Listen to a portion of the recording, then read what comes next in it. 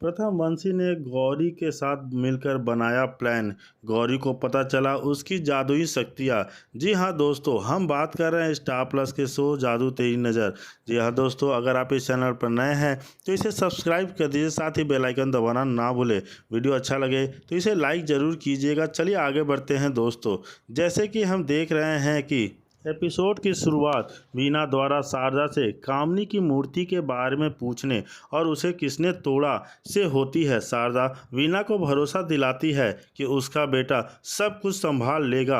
अचानक शारदा को एक अजीब सी उपस्थिति का एहसास होता है और वह आईने से धुआं निकलता हुआ देखती है। यह रानी है जो बदला लेने के लिए अलौकिक साधनों का इस्तेमाल कर रही है। विवान शारदा की रक्षा करने के लिए दौड़ता है और दादी उसे मदद के लिए प्रथम वंशी के पास ले जाने की निर्देश देती है।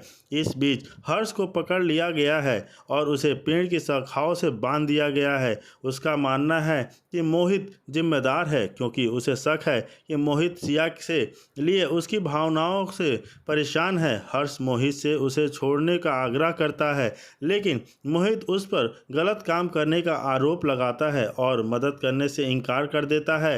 विवान अर्जुन और गौरी के साथ शारदा को प्रथम वंशी के पास ले जाता है। रास्ते में विवान गौरी से पूछता है कि उसने पहले शारदा की मदद क्यों नहीं की। विवान अपने परिवार को खतरे में डालने और मूर्ति खोने के लिए दोषी महसूस करता है। वह अपने परिवार की रक्षा करने का वादा करता है और अर्जुन के साथ मूर्ति को वापस लाने का फैसला करता है। गौरी शारदा के साथ वापस रहती है और चुपचाप झोपड़ी बंद कर देती है। उसी समय सिया हर्ष के वाहन को अभी भी बाहर देखती है।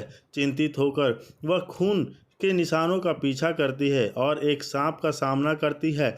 वह सांप हर्ष से खोजना से में मदद करने के लिए कहती है और एक दृष्टि से माध्यम से द्वारा वह देखती है कि हर्ष खतरे में है। वह उसे खोजने के लिए सांप को भेजती है। झोपड़ी में वापस गौरी हमले के दौरान उसकी रक्षा न करके के लिए शारदा से माफ़ी मांगती है।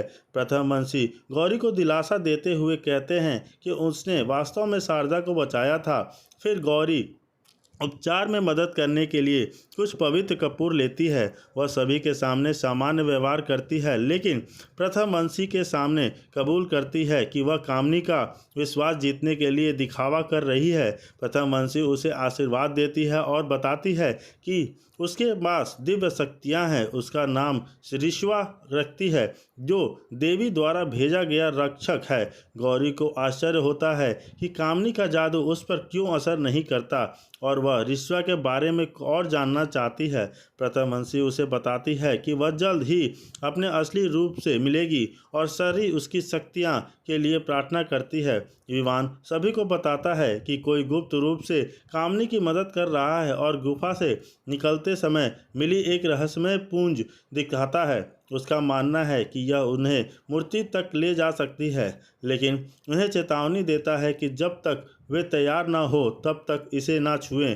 गौरी एक साहसिक कदम उठाती है और पूंछ लेने का फैसला करती है। वह अर्जुन और विवान को कमरे से बाहर जाने के लिए धोखा देती है और पूंछ का उपयोग करने की कोशिश करती है, लेकिन वह प्रतिक्रिया नहीं करती है। अर्जुन उसे पकड़ लेता है और उसकी हरकतों पर सवाल उठाता है। विवान को शक होता है और वह दावा करता है कि वह असली गौरी नहीं है। गौरी जो देती है कि वह असली गौरी है और भागने की कोशिश करते हुए पूंछ पकड़ लेती है। तभी रहस्यमय जंजीरें दिखाई देती हैं और उसे फंसा लेती हैं। आज के एपिसोड में इतना ही। जी हाँ दोस्तों, वहीं दूसरी तरफ गौरी और प्रथम वंशी के बीच बातचीत हो रही रहती है। प्रथम वंशी गौरी को उसकी शक्तियाँ उजागर करने और उसे उसकी शक्तियाँ याद दिलाने का वादा करती है और कहती है, तुम जल्द ही अपनी शक्तियों के सामने